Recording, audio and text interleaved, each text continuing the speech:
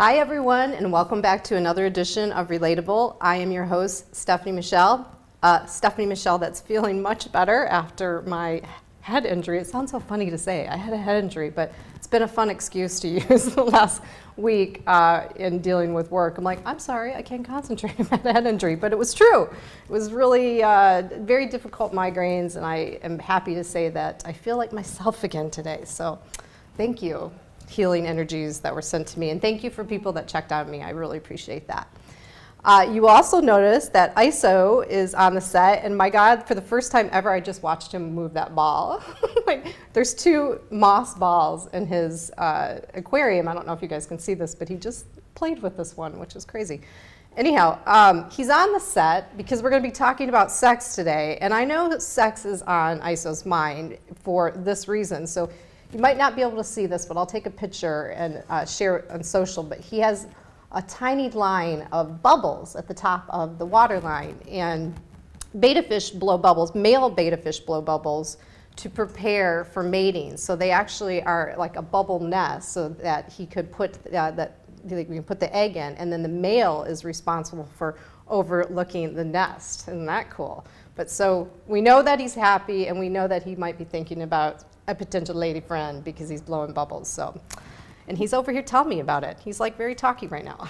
Anyhow, and I wonder, so this whole idea of him just instinctively blowing these bubbles in preparation for a sexual encounter, I wonder how much of what we think about in terms of sex is instinctively. Is it something that like we instinctively know, or is it more based on social norms and like what's going on? Like, oh, I'll do that because everybody else is talking about that. Just wonder about that. And to me, knowing the difference is what sexual empowerment is. Is this like really what I need to do, what I want to do? Is this what feels good for me? Or is it like, oh, the social norms are saying it's a hookup culture and I got to hook up, or I'm not cool, I think it's empowerment, knowing the difference. And this may mean that you identify yourself as a slut, totally fine, or having standards that are conservative, but just knowing yourself is really what empowerment is. Aligning to your values and beliefs, not to what's popular or Instagram worthy, right? So sex is an important part of deep connection. Of course, you know how much I care about connection. Of course, we're going to talk about sex. It's an important part of that. It's complicated, it's beautiful, and it's full of double standards for the sexes. And I think it's really easy, and this is a great example of how the double standards show up in culture. Super easy to find cultural cues of what turns men on. It's in all of our advertisement. I mean, it's everywhere. We know that. It's pretty basic stuff. But when you go to try to find like social cues or cultural cues and what turns women on, it's a little harder to find, and it's usually some form of a joke. So I think of this commercial right now on TV with a girl in her she shack, and it's for like some Fiber One like chocolate bar, and she's like hiding away and saying, oh, she doesn't have to put heels on and stuff, and this is like, it's kind of goofy, like all women have to get away, and that's when they feel sexually empowered. But yeah, there's more of that than really showing what turns women on. So we're going to be talking about that today, and I have the perfect guest to explore this with. So to my left is the beautiful August Mclaughlin, and she is a health and sexual writer, host of creator of Girl Boner and Girl Boner Radio, author of Girl Boner, The Good Girl's Guide to Sexual Empowerment. This is coming out in August, but you can pre-order, and we're going to tell you where you can. Her work has appeared in Cosmopolitan, Dame Magazine, The Huffington Post, Live Strong, and so many more places. She's known for meddling her personal passions in artistry and activism. August uses her skills as a public speaker and a journalist to encourage women to embrace their bodies and themselves, making way to a fuller, more authentic life. Speaking my language. I love it. Welcome. Thank you. Thank you so much for having me. I love your mission. Yeah? Likewise. We've never met, actually. Most times, and I know you guys have heard me say this, I'll have what I call a chemistry test, and we'll have like a 10 or 15 minute conversation just to know that we're going to be okay. We didn't need to do it. I just knew. I just knew that we were going to be fine. So this is the first time that we're meeting. August, so every time that I have someone on, before we even get into our topic, I ask everyone this one question, which is there anything that you just want to get off your chest that's coming up that you want to just put out there before we dive into our sex talk today?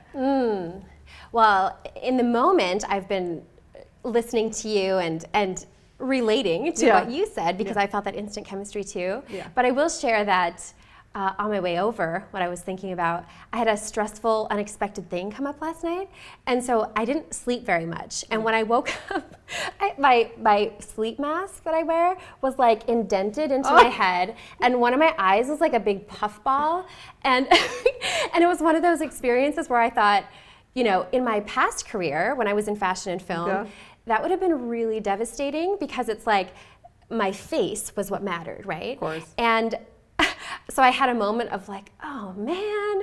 And then I thought, remember what you're doing. Authenticity, connecting, girl boners. It doesn't matter. You can have a paper bag over your head. And luckily, I've woken up a bit since then, maybe bleary-eyed, but it was just a really nice kind of check-in to go like, this is just who I am today. Yeah. And that's great. And I can even talk about it. Yeah, so totally. Here we are. And we talking can't about it. see it. You look great. It's funny that you bring this up. So I'd say a handful of times. So you're the 59th guest, I think, that for Relatable. And a handful of times women have come in with something with their eye or something that happened the night before. And it's like, it's interesting how we can worry or put that out there, and then it's there, and it's like how you deal with it is even better. Yeah, that becomes the issue, right? Yeah. And it either becomes something that is a bit empowering because you go, again, resisting that norm of like, oh, you have to look perfect or whatever it is, and or letting it kind of get to you, or saying, I'm not going to let it, and then you kind of, like your fish here, we saw like puffing out. It's like, I just like, who cares? I come in with like, I own this. Yeah, I it's own cool. Last week, awesome. this entire side of my face and thank God for makeup was yellow. Like just, From your head injury? So I don't know how it happened, but I hit the back, but I also hit the side. So when I first woke up, I had a knot like this, and it was the first thing I thought of was like, I didn't know this was possible in real life. Like it looked like something in a cartoon where you'd have this like protruding 1-inch knot. But that manifested into like from my cheekbone to here was just like yellow. Disgusting. Oh my gosh. I'm like, well, poor thing. it is what it is. Oh, I'm so glad you're okay though. I am too. Yeah. I am too.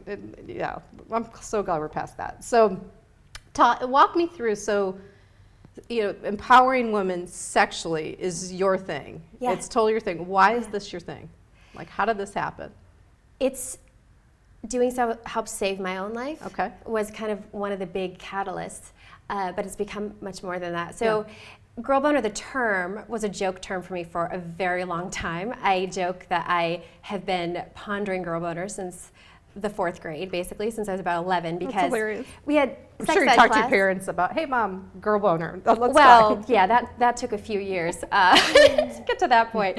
But at the time, when I was a kid, as most people still, we don't get much sex ed, right? Yeah. And I remember learning a tiny bit about, like, quote, male pleasure, right? And nothing about what I might be able to have that would be pleasurable. We learned about cramps and bleeding and all that kind of stuff, and not in a positive light, of course. Yeah. And so as soon as I heard the word boner and was like, oh, that's what that means, I literally thought, what about girl boners? Yeah. So the seed was planted early. Yeah. But then after high school, I'd been involved in theater, and that led into a modeling contract. So I was traveling around doing that. But I'd had long-held body image issues, as so many people do, especially women. And I ended up, it became very, very, very serious, life-threatening. And fortunately, I'm past it. I was able to heal. But what helped me heal was so surprising. It was embracing my sexuality. Came out of almost like nowhere. I was just randomly sitting in this classroom, and it came up in a conversation. I was like, oh my God, I've never talked about this stuff, ever. So it took a while to kind of know where that journey was leading. But once I started writing, my way of surviving and thriving in the world is feeling like no matter how dark things get, there's something you can do to maybe make things a little better. Yeah. Whether that's on a tiny scale, whatever. And so using writing to make a positive impact of some sort became a big passion of mine, so it seemed very natural at some point to be like, you know what, I gotta be talking about girl boners. And so that was about 5 years ago, and it's become like my whole life. So what I'm hearing and what you just shared, so was it like, because you had body images, like, and you did a TED Talk about this, right? I did, What was the topic? I did a TEDx talk on beauty is not a size, but the idea was not just about physical size. It was more about the ways that we feel like we have to measure up to some sort of standard, whether it's making a certain income, having a certain car, having a certain following online, whatever it is. We have these metrics that we try to measure up to. And the eating disorder for me was kind of where I went, instead of letting myself feel big feelings and instead of living large, I became almost trying to disappear, ironically. So to me, it's a metaphor for self-embracement, which is self-love, self-care. All of that is at the heart of Girl Boner 2. Yeah. So really, you know, for you to come out of that and embrace sex, it was like, okay, if I'm going to love my body, I want to love everything that I can do with it. Kind of like I want to really, you know, this is a way for me to love my body, is to be empowered through sex. Exactly. Yeah, exactly. I think because I'd had sex and I'd enjoyed it. Yeah. You know, it was orgasmic for me, except for when I was really anorexic, because that kind of shuts all of that stuff down, along with many other things. But I hadn't embraced it as my own, like as my body. And I didn't realize that I had shame basically from like here down. There was sort of this like unknown like mystery of, you know, and I didn't realize that I even had shame around when I would have pleasure, like, oh, I must be kind of bad because I'm this good person who likes sex. And so, exactly. Which that really kind of pissed me off when I realized it, because I was like, wait a minute, that's not cool. Like, how come this natural part of me has been so taboo and so stigmatized? And then I very quickly realized I was not like this alien case, that it is so pervasive. Yeah. And so that kind of brings me to my next question. So this emphasis on good girls, you know, talk to me about that. So I personally have always, again, wanted to do some good. You know, I grew up in a really loving family, and you could kind of call me in some ways kind of a quote goody-goody, which has such a negative connotation, right? But also very mischievous and curious, you know, in my own ways. And it really bothered me, and still does, that there's this idea that you can't be a quote good person, especially a good female, woman, femme, and also love sex and be sexual in whatever way you want. It's like you can be a good girl, but you don't want to be a prude. You can be sexual, but only in this kind of way. You know, like there's all these rules around it. And so for me, a good girl is somebody who has strong morals and ethics, whatever those are. We get to define those for ourselves. And it's embracing our sexuality, whatever that means, that you don't have to be a bad girl to love sex, kinky sex, whatever kind you want. And you know, it doesn't define you as a person. Yeah, I like that. I think that's I couldn't say that better. I like it a lot. All right, well let's get into talking about sex. So are there rules that you subscribe to in terms of sex when it comes to dating? I mean, this is probably like the biggest thing that, you know, we talk about over coffee and drinks and girl talk, you know, like when are you gonna sleep with them? You know, let's talk about that. Like what are your thoughts on that? I'm sort of anti-rule. Yeah. Yeah, there are many, as I'm sure you're very aware, sets of rules that are usually pretty demeaning. Yeah. And usually very kind of stereotype promoting. You know, wait this long before you have sex. But a lot of times that rule is housed in this way of like the woman. So usually it's, for one thing, a lot of the rules make everything seem very heteronormative. So it's like everybody must be straight and cisgender. And then on top of that, the woman has like this, you know, people have called it the cookie. Like there's actual dating books. Yes. They're like, Steve Harvey calls it the cookie, doesn't he? Yeah, exactly. Yeah. That's actually one of my most popular blog posts is Steve Harvey's 90-day rule. Yeah. And I get such a mix of comments. Some people who are so in agreement with me, like this is actually probably, if it empowers you authentically, great, whatever the rule is. Yeah. But for me personally, I think rules set up a lot of game playing, and I don't think that that's ideal. Like even wait this long to text him back, or you know, all that kind of stuff. And it's like, it's a lot of unnecessary fuel that you're burning on. Like guidelines are great. I actually like a lot of the things that Steve Harvey started to say about dating. I think he has done some good things to encourage women and men to like think about the differences. I mean, he's definitely talking about a heterosexual couple. Like that's really all he knows. But then I agree with you. on these things. Like for me, the way that I would answer this, if someone, and this is for me, and I'm not saying it's for anybody else, Yeah. like I feel that, I mean, sex is really important and it's powerful.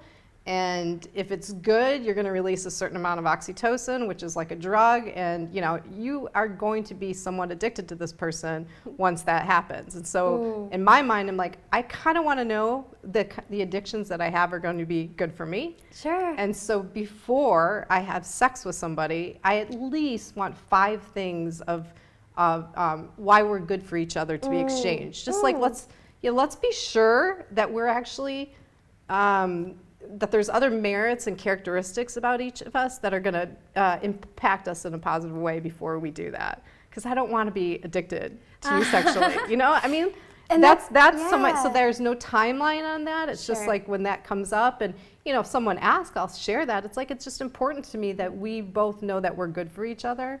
And even in just having that conversation, if someone's not concerned about that, they're probably not where I want to be with someone. You know, I want it to be a deeper, you know, more meaningful thing. So Yeah, and what I love about that is, sounds like you really know yourself. I do know myself. That's the key. Yeah. It's like if you know that that is important to you, then that is the value you should be dating by, having sex by, you know. And then there are people who want to be having only casual sex. There was a time in my life where that's what I wanted, but I wasn't clear about that to other people because I had learned that guys, especially guys in LA, Yeah.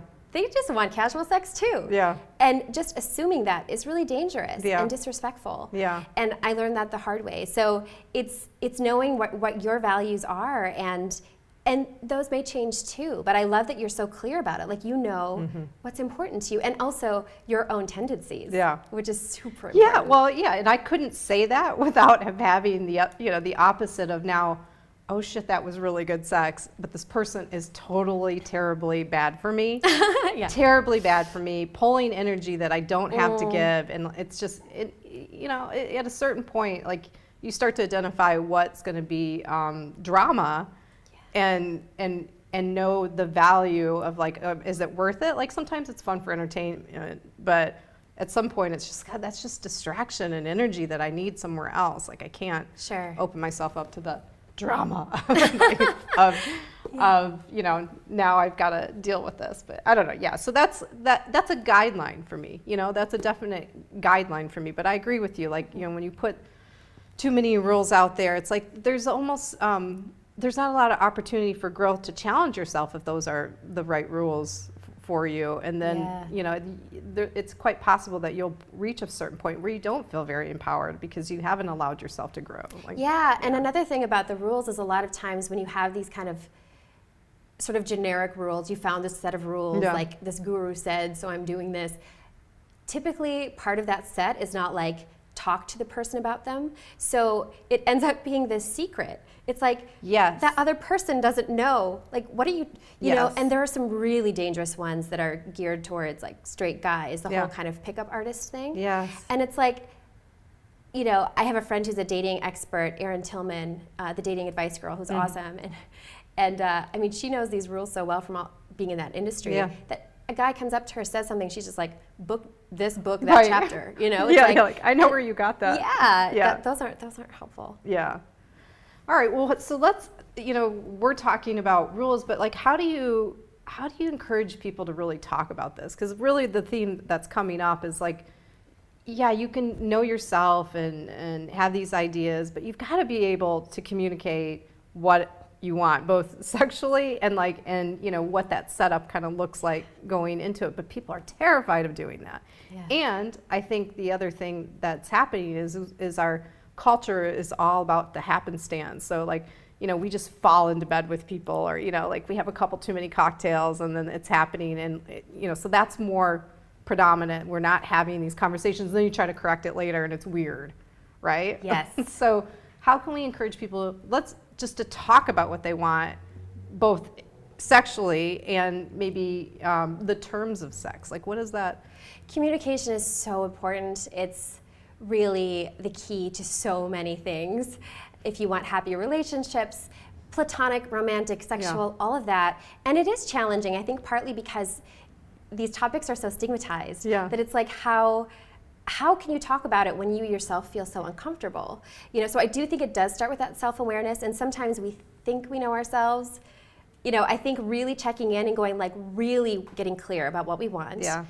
And then, it depends. If you're looking to be in a serious relationship with someone and you just start dating, obviously the first time you sit down, you're not going to be like, hey, well, so I sat down with myself and here's what I know about myself and this is what I want in the bedroom. Exactly, exactly. I mean, can you perform these tasks? Yeah. I mean, getting to know each other. I think one of the first most important keys is once you know yourself and you have some idea, then you also take genuine interest in the other person and approaching the conversations with getting to know that person and really wanting to know, instead of thinking like, is this person going to do this for me, or are we going to have this kind of sex? Get to know that person. It sounds so basic. It is basic, and I'm going to add another layer that I always talk about on the show is, so I'm an advocate of why questions, okay? Asking why questions. And why questions is, we talk a lot about the what. I know what you do, you know what I do, but if you think about it, like the people that you're in the deepest, most intimate relationship with, they know your why. They know the why behind what you do. Like they really know you, right? So here's a topic, sex, that's like really important, and it has all these, social norms that are influencing it, and innuendos and phobia, whatever you want to say. It's complicated in a way, and yet it's not, and this is a really important time to ask a why question. So if someone says like, oh, I only like this one position, it's like, well, why? Like let's talk about that. Like this is a great opportunity to ask some why questions, right? Yeah. Like, because if we don't, we're gonna make assumptions based on whatever media or things or experiences you had that are totally different from the other person. The stories we tell ourselves can be really crazy. Right? I mean, that are not serving us. The stories we tell ourselves that are not serving us are nuts. Like, yeah. So yeah, like, right? Some why questions here. Like, I mean, if you're gonna sex talk, and someone shuts you down, like even in the fun little sexy talk, like this is what I want to happen right now, and someone's like giving you like, why that, like then there might be an opportunity to like really explore that instead of like, oh no, that was weird. No, you want what? Yeah, I know what you're saying. Yeah. And there can be really awkward conversations around this stuff, especially when it happens during sex and how the why comes out. Because if it's like, why did you do that? It's totally different than, why do you like that? So I think really approaching things from a positive stance. And if somebody is kind of going, I want to do this position, and you're kind of like, whoa, that's really not comfortable for me. There are ways to approach it. So for example, with positions, this might be a little bit difficult, but I think having the person demonstrate for you, like if they want you to do something to them, like will you, pleasure me in this body area in this way?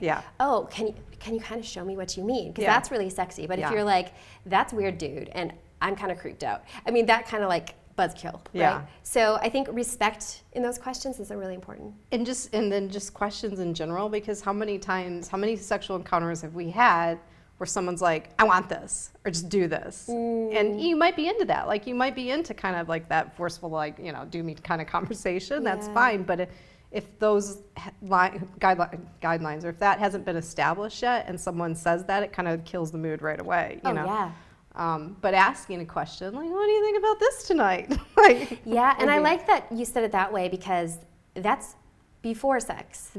Having some of the conversations when you're not having sex is really important, I think, because especially if you have specific new things you want to try, or because I think we know if there's something that we are going to ask, like you don't want to assume someone's into BDSM or anal sex, or just don't assume. Right. That's not ideal. Don't just start and then see what happens. But there are ways to bring it up when you're having a meal. Obviously you probably want to be somewhere private.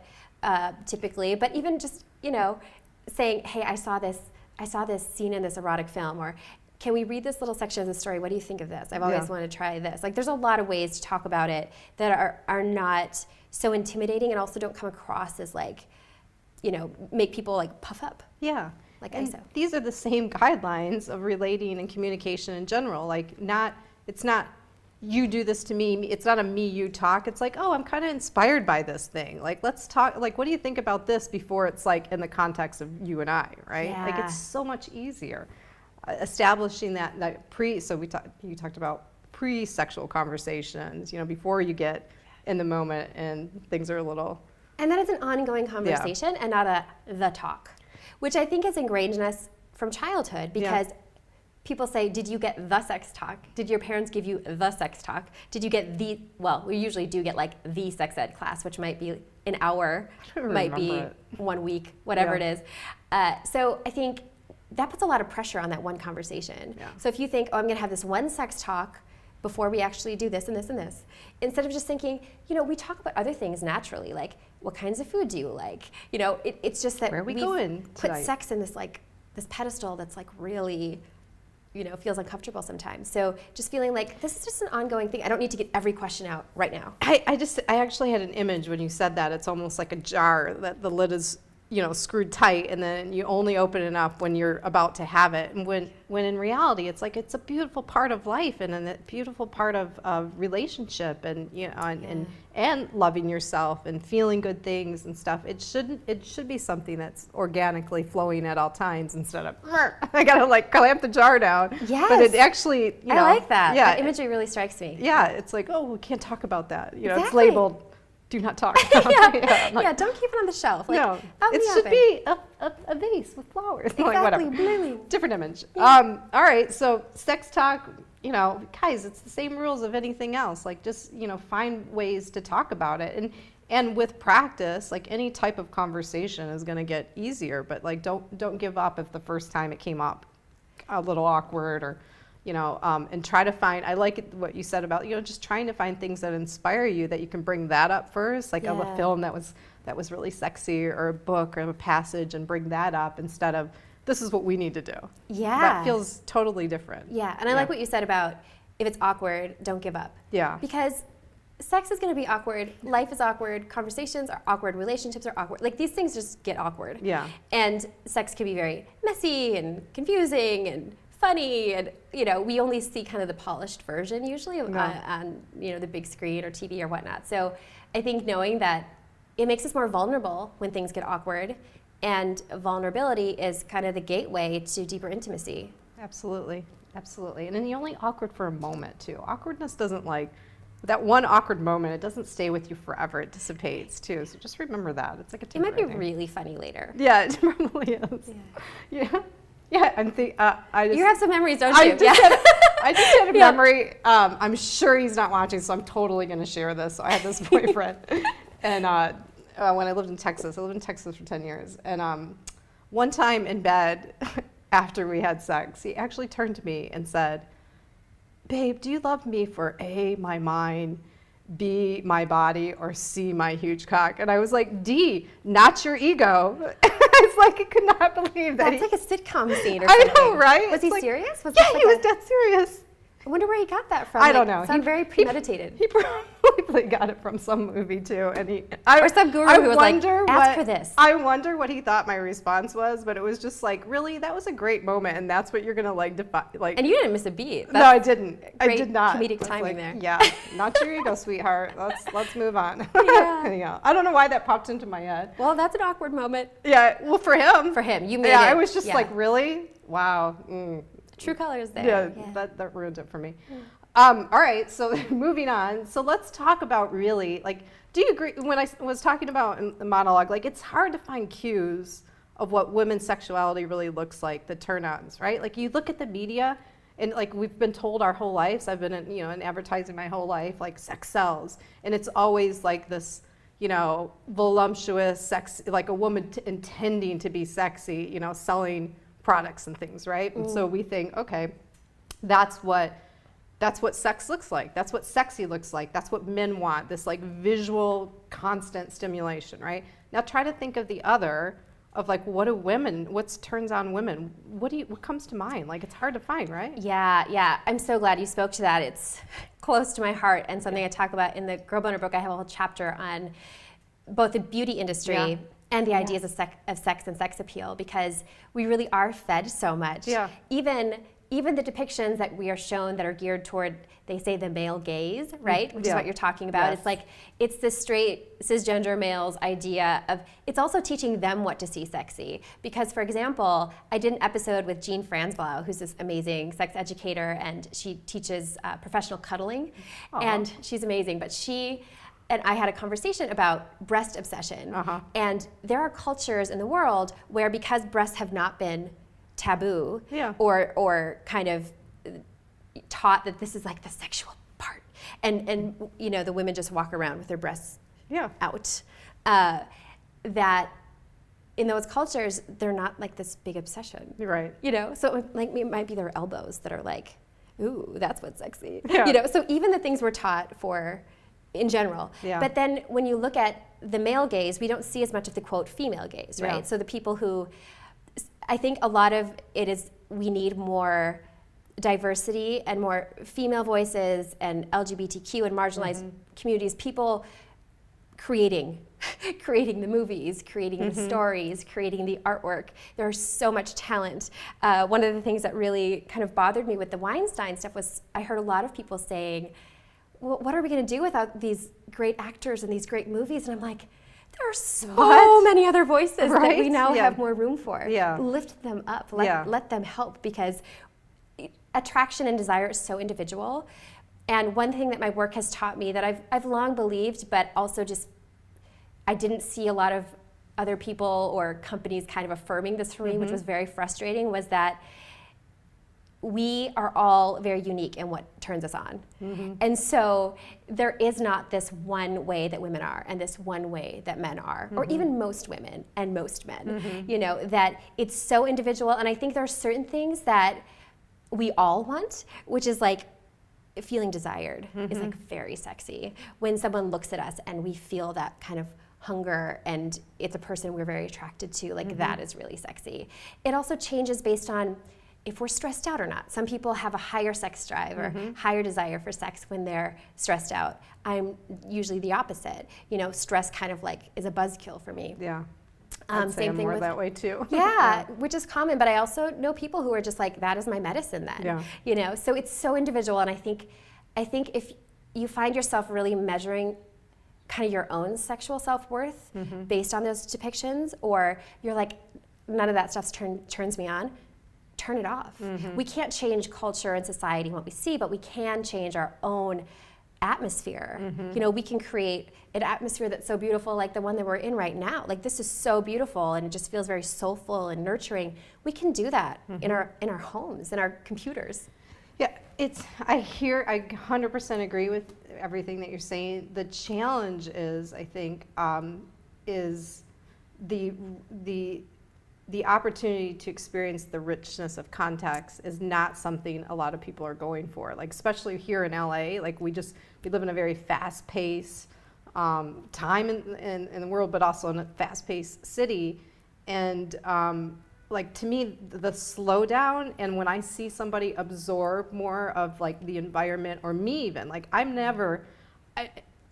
personally a kind of woman that's never going to get turned down when someone catcalls me, or just like a guy walks up and touches you in a bar and says, you're so beautiful. I'm like, well, that's easy, dude. Like, that's an easy thing for you to say, but like, talk to me and like compliment me on something that like I didn't choose, like, or that I created myself. That's when I'm going to get turned on. Like, when you see me more full body and experience me, and you're slowing down to experience the context that's around us, that's hot. Yeah. But the quick, like, you know, oh, you're cute. Hey, hot lady. Hey, blondie. You know, like, that stuff is like not.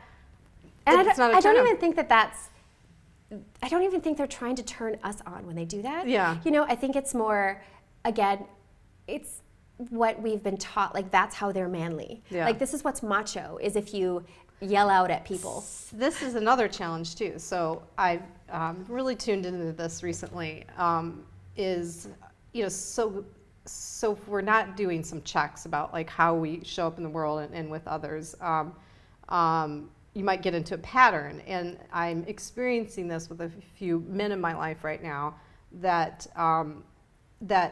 like they need to feel a certain way with a woman, and I'm not providing that, and so they're pushing against it. It's like, I need to feel bigger, powerful than you, and it's not happening, and therefore I'm kind of like upset with you or like angry with you, and it's like, but that's your thing. Like, and what I'm doing and how I'm showing up, I'm not doing that to hurt you or to have you feel a certain way. I'm doing me to feel great too, you know? So I don't know really where I'm going with this, but there's a lot of like, I think that the opportunity in all of this is just like to slow down and take your own inventory and understand that we are different, and we are in different situations and dynamics and circumstances.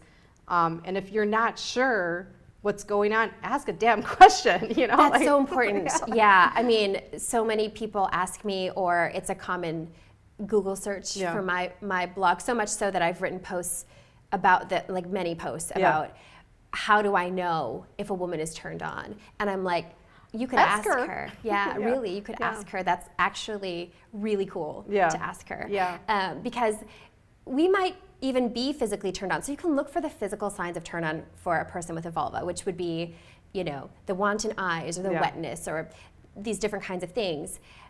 But that doesn't necessarily mean that cognitively that they then want to be sexual. Yeah. You know, our value systems play into this. And this goes for all genders. Not every, you know, cisgender guy is going to want to have sex every time, although there's pressure on them to be like, I always want sex. Yeah. Back up. So what just came up for me, this is kind of where we get in problems. So it's okay. Like, a woman can feel sexy, like just to feel sexy, and like, I'm actually feeling, you know, like, but that doesn't mean it's directed to a person in front of her. And like, that's where we've gotten in trouble. And that's why we're in this Me Too movement era. It's like, she gets to wear and do what she gets to do just like you do, but that doesn't mean it's about it's not an invitation necessarily. You know, like it's so crazy that we still have to talk about this. It's like, oh, she was wearing this, and so she, you know, she was sexy, she was into sex, like she wanted me because, you know, that's how she looked. I'm like, really? That's where you went to, you know? Like, I know, and it's complicated, I think. And the opposite too is true, right? Like, if someone's really dressed conservative, oh, that girl doesn't have sex. Completely. When I first started Girl Boner, I had multiple people say to me, when I would explain what I do, you know, and I say, it's Girl Boner, they go, but you seem so nice. Like, which I'm like, that's why I do this. You know? Right. That's exactly why I'm doing this, because breaking the barriers. But I have compassion for anybody who does feel that way, because that's something that you've learned, and it's generational. It's gone back for centuries. Like, it's really deep rooted in our culture. Yeah. All right. So we've talked about how you can talk. I mean, you know, there's really nothing earth-shattering that we could say about having sex talk. Is just try, you know, and really, I think, include a lot of questions in it instead of demands and things. Like, if you don't know somebody's into that, you know, really demanding, like, this is what we're going to do, kind of like sexual encounter, you know, you should probably ask some questions. Ask some questions, be compassionate, try to frame it in positive ways, because you have to keep in mind that if you're coming out with this really brash question that's going to sound like you're not pleasing me, you know, that's not helpful. So if you really kind of peel it back and go, what am I actually trying to accomplish? Am I trying to establish sound communication? And do I actually care about what that person has to say or how they feel about this? And care equally about both people's experience too, right? So that's another thing that we get in trouble on is like, I'm going to do this for you, you're going to do this for me. But it's like, how can we actually both have an experience that we're going to appreciate? And because sex is not a currency. It should never be a currency. It's a way that we connect and have pleasure, and sometimes it's all about our own pleasure, you know, if it is a casual experience. But even then, it demands respect. You're being intimate with a person. It's a vulnerable thing to do. It's special. It's intimate. All right. Should we talk about the Me Too movement? I think we need to, right? I mean, we're talking about sex and women's empowerment, and we have this thing going on. Like, what are your thoughts about where things are right now with the Me Too movement? I think the Me Too movement has been really powerful. I think it's going to continue to be. I do think that some people are, you know, kind of sick of hearing about it. I know some people have felt really triggered by it, who've gone through really horrific experiences, and it's hard to hear, everywhere you look, everyone else talking about these experiences, or people feeling really threatened, like how do I talk to a woman? I hear pretty often. But I think that the Me Too movement, a lot of people have been talking about what do we do now after the Me Too movement. The way I see it is the Me Too movement began, that finally we are opening up enough to hear these voices and these stories. And I don't think any woman, anybody in the LGBTQIA community, I don't think any of us have been surprised by the stories. I've heard quite a few, cis guys saying like, whoa, but I think it's really important that we are all listening and knowing that this is all going to benefit everyone. There is no, we empower people and we have consent and we have enthusiastic consent, which is the direction that we have gone, which is beautiful. It benefits all of us. Yeah. We are all going to have more pleasure. We are all going to have more respect, and it can be really fun. And I think the fun piece, obviously the Me Too stories are heart-wrenching and sad and heartbreaking and painful, but the application of what we learn from this can bring so much good and joy into our lives. And I think it just goes back to what we've already talked about, is like we're talking about it now. Like we don't have to be shy about this. Like we women everybody's had an experience, and you push it aside because it's in your career and you're like, oh, if I bring it up, it's kind of, we've all had that, and like pushing things aside or letting things kind of like build up, like that's always going to manifest in a way that it's painful. It's not, you're not living authentically. It's going to do some harm. So like the best thing that's happening is people are talking about it, The worst thing that's happening, I think, is because of it is like we're in this like new dynamic of battle of the sexes, which doesn't need, like, I agree with you, it doesn't need to be that way. It's just like, let's just talk about it. Like every situation is different. Like, don't be so worried. Just do well by, your own self and the people that you're going to be in a relationship with. Like, just do well by that. Or think of everybody, just be a little bit more sensitive about the conversations you're having at work, or think of everybody like your daughter or whatever, to just help really embrace the fullness of like what's happening right now. I think. Absolutely. I agree fully. I think asking questions, again, is really important. So anybody who's feeling frustrated, like, I don't know how to talk to people now, how do I know if this person's into me? Asking questions like saying something to the effect of, this Me Too movement's happening, my own life experience, this is foreign to me. I want to be a good person. I want to be a good guy. I want to be a good partner. As somebody who has a lived experience as a woman, what can I do? How are you feeling? Like the empathy really needs to come out, where we are trying to understand where other people are coming from. Because I think most guys are awesome. I think most people are awesome and have good intentions. But we all learn some mixed up messages. I mean, I have absorbed misogyny too. We all have. It's there. So just kind of having the conversations and just knowing that if you're respectful, like you said, just think, I'm going to be respectful. I'm going to treat people with respect. And if people are being disrespectful toward women or anybody around me, I'm just going to say something. Billy Bush just popped into my head while you're talking about this, because I think more often what happens is like, we make jokes about sex. We make jokes about the opposite sex. We make jokes about things that are different to us. So, not understanding people that are non-binary and all, the different things that are like that. Like Me Too movement has helped people that have been marginalized sexually to kind of come out and go, well, here's my story. It's different from yours. So we're having more rich content around. It's not all lumped up and as easy and simple as you think it is, right? I totally lost my train of thought where I was going with this. Billy Bush. Yeah, so I think the opportunities that we can really learn from and change and shift and make this movement stick is those moments when you're kind of going along with the flow because everybody else is joking about it, and you do something and it's not your best self, but you did it because everybody else was doing it. And like, I'm not just talking about kids in high school. We start to learn it there because we want to be popular and we want to fit in and we don't want to speak up, and it's tough.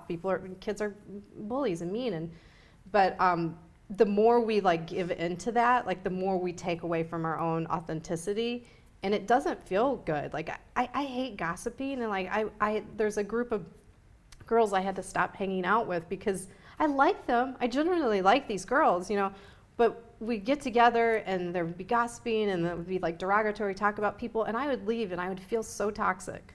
But I didn't say anything in the moment. I was gossiping too, and the only way to really have awareness around that is like, I either needed to say something in the moment or make some different choices about who I'm hanging out with, but we don't do that enough. Like in the moment, like in the party, and Totally, we've all done that too. We've all done it, and it's a very human thing. And I've certainly done it. I gave up blonde jokes actually, which sounds like I had some addiction. I wasn't actually addicted to telling blonde jokes, thank God. But when I was working as an actress, and I had already started, I considered the work I was doing for the betterment of, I was about empowerment and stuff like that, and body image. I'd speak about eating disorders. And yet, it was so pervasive in the culture that I was in to say things like, you're late to an audition, it's my blonde card showing, or whatever. And I had this moment where a little girl told me a blonde joke, and I laughed at it. And I didn't actually think it was funny. And she had a sister who was blonde. But I just was like, ha, ha, ha, ha, ha. And then I realized that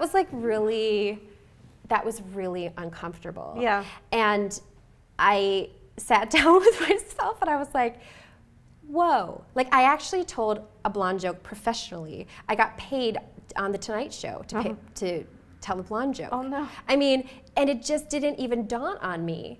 Because again, it's just, these things become fabric of our being. Totally. And when I gave it up, and I did like a year, I gave them up permanently, but I did like a year where I would kind of check in on my blog and talk about my blonde-free year, whatever. It was amazing to me how empowering that was. And you start noticing more things that how that's perpetuated. And so I think that when we catch ourselves, go, okay, that was totally a human thing. It was not a blonde thing. That was a human thing. I'm not saying that we did something that seemed kind of ditzy. We do something where we are gossiping or being complicit or not standing up for someone. We all have moments like that. Catch yourself and go, okay, what can I do in response? And that is where the real empowerment lies. I 100% agree. And in the catch yourself, it's not a quick thing. It's giving yourself space to like actually feel like, how do I feel with this person? Like, do I feel charged, or am I feel a little vampired? And then why? Even asking yourself a series of why is this coming up? Oh, I don't like gossiping. Okay. I'm dying to ask you this based on what you just talked about. How do you feel about terms like girl boss, bitch boss, shero? How do you feel about this stuff? Well, that's such an interesting question. I think that the terms we find empowering, it's up to us. Obviously, girl boner is really important to me. And at the same time, I do think that women should be called women, but I don't mind. Obviously, mine comes from a childhood experience, and there's a whole story to it. But I don't feel bad if someone calls me a girl, or if I say I'm a gal or whatever. Like that's fine for me. But I think being aware of those things is important. Another example would be slut. I put it in quotes when I talk about it because to me, just the existence of the word is wrong. That's my own feeling. But some people are really empowered by it. And if it's empowering to you to go like, I'm reclaiming this word, that's great too. I feel that way about pussy. I think it sounds so small and like demeaning that I'm not empowered by that at all, or the pussy cat. I'm like, can we just call them like vagina cats? I mean, like, that's a big word. I don't know. That's me personally. And then in terms of the adding girl or woman to a word that already exists for the same thing, so the shero, the girl boss, like those things I don't like. Girl boner to me is different because it's like, look, we need to be honest about, we can get turned on too, and like we need some context around this. Like to me, it's very different. You're educating people with like you as a female identifies as a female can talk about your turn-ons, and like we need a term for it. Like, And we there don't- weren't any. And there aren't There were any. Yeah, zero it's for different. like, there's almost none still. But girl boss, I'm like, how about just boss? I mean, Yeah, I hear what you're saying. That's like stuff's saying woman teacher, woman doctor, woman scientist, total women female, comedian, poor yeah. comedians, kind of female. Women's be fun. fiction, that Yeah. one really gets to Yeah, me. It's like, you know, I have a thriller that I wrote as well, and it was marketed as women's fiction by my first agent, and that has a very like fluffy feel to it. Like, it's gonna be light and romantic, and it's not. It's a very dark psychological thriller, and you could see it in some of the reviews. Like, some people who thought it was gonna be like, And they were just like so shocked. Well, it was like, there's some really dark, controversial stuff in there. And so, you know, on one hand, you see we need to create spaces for, obviously the word feminism I think is beautiful. Saying you're feminist is beautiful. We need it because it's about equality. So I see that people feel the need to put those labels out there, but at the same time, I wish we didn't even think that we had to do that. It's like, I blame social media for that, because God, it's just like, you know, we want to create fun little memes and stuff, and so we get these little cute little hashtags, and you know, we put it up, and like when one person says girl boss, like her why she says that could be a really beautiful thing, but to me that doesn't like that. I'm kind of offended by it. It's like, I don't get to talk to this person and find out what their why is, and it's just like, does she know, or is she putting it out because she was influenced? Like, there's too much quick judgment around that, and we've created and bought into this culture of that judgment, where I'm like, I just wish we could peel back a little bit, I'm with you. know, and really, you know, put out a long blog post, like do a 55-minute show. Seriously, you know, whatever it is. Breaking the rules, I'm telling you. Yeah. It is such a great, if you live too much by these rules without questioning them, it's so damaging. I don't think you can be as authentic or come up with anything new or revolutionary or original. Yeah, and I think it actually prohibits us experiencing really amazing connection, whether it just be through a friendship or sexually. It's like there's so much that we're assuming when we connect that we're missing the richness of really what that experience could be. So, you know, I can't encourage it enough, but like just getting back to asking questions and not, you know, looking at something and go, well, that's what that means, and I'm done with that. Yeah, it's one reason I think that people with vulvas don't have orgasms as frequently, or at least that's what we believe, right? Because, and I think there is truth in it, but unfortunately the studies, like a study will be done, which is very hard to do with anything sexual because there's still a stigma. And people are going to lie, Right, and they're asking for self-reported, and so, you know, so many things factor in. But then one study from a very small group of people can turn into a headline, and it gets bounced around, and then everybody believes that, oh my God, I will never orgasm if this, this, this, and this. So why would you even think that you could have that pleasure? Like, to me, it's so important to have context, but in the fast-paced social media world, it's very hard to.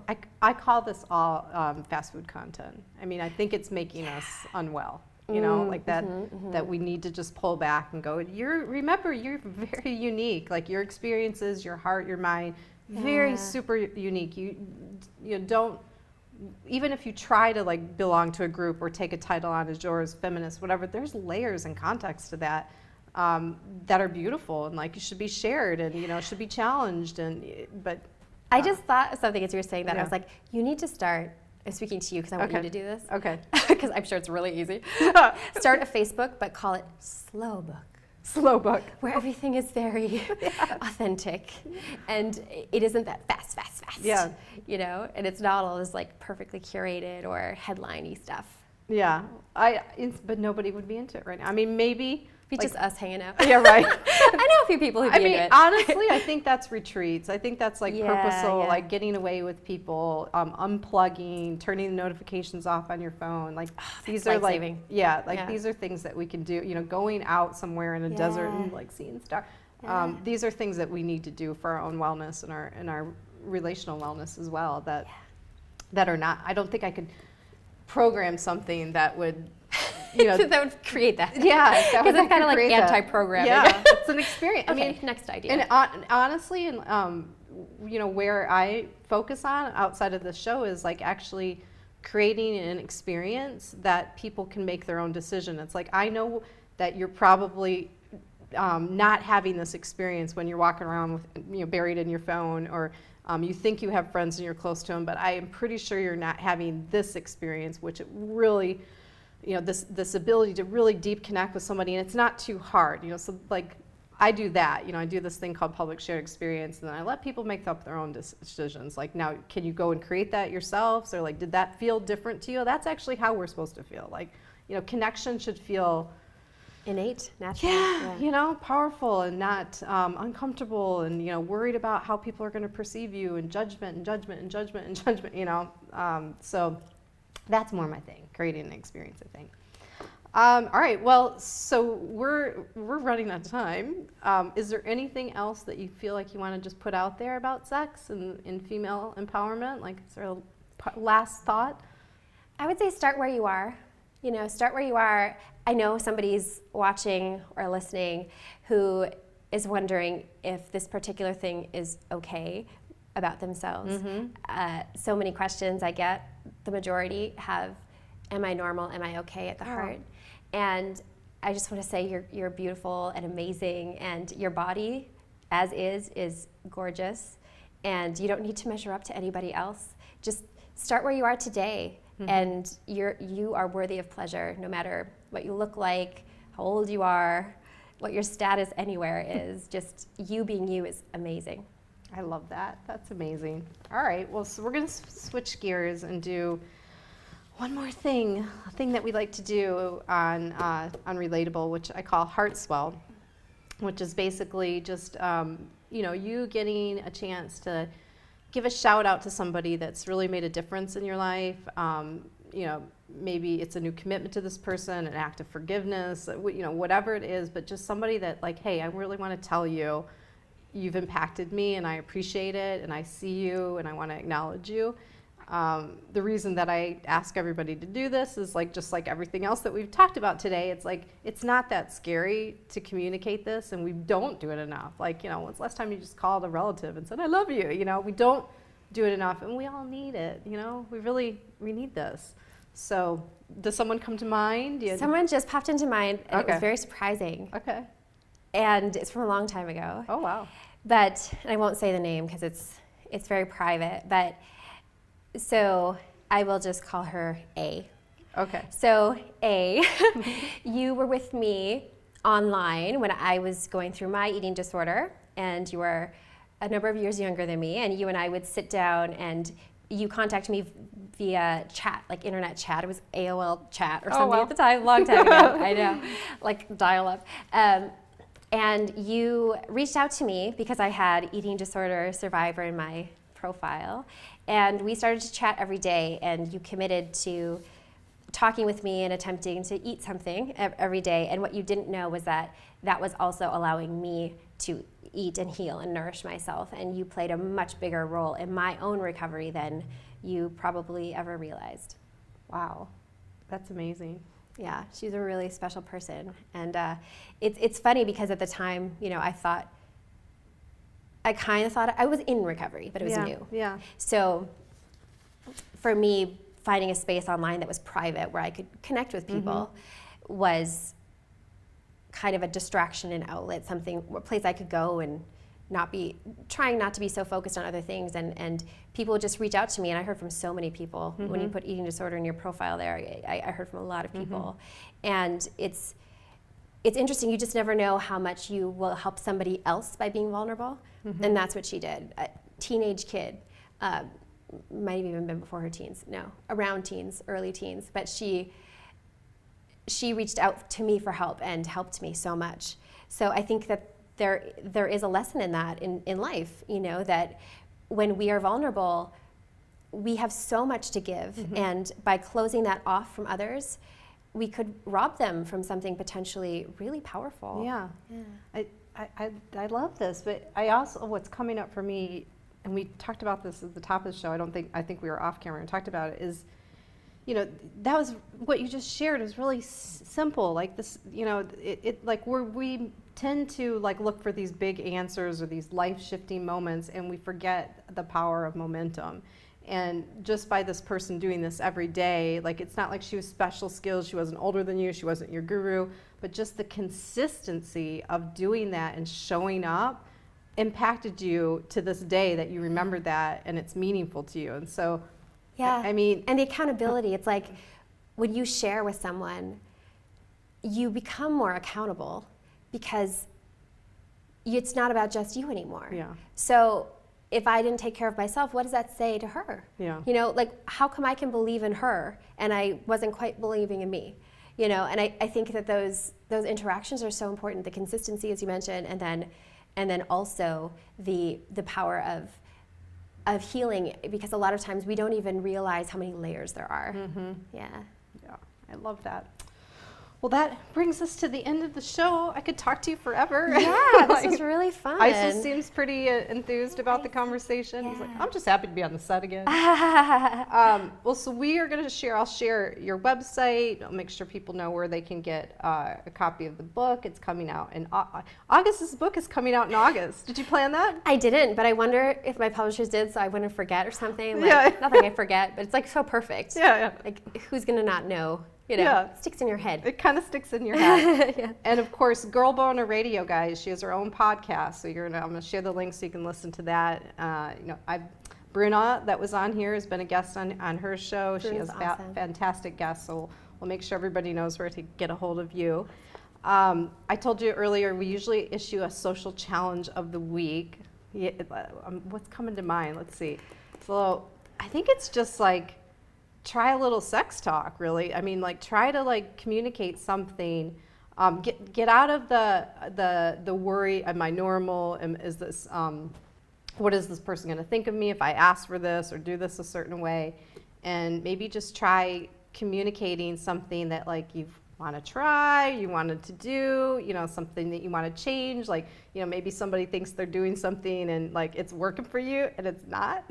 And find a nice, playful way to communicate that, right? I like that. Yeah? I like that. And then if you're not in a relationship, you could communicate with yourself, like journaling. Go to the Pleasure Chest or a sex positive store. That the staff, they're amazing educators. Yeah.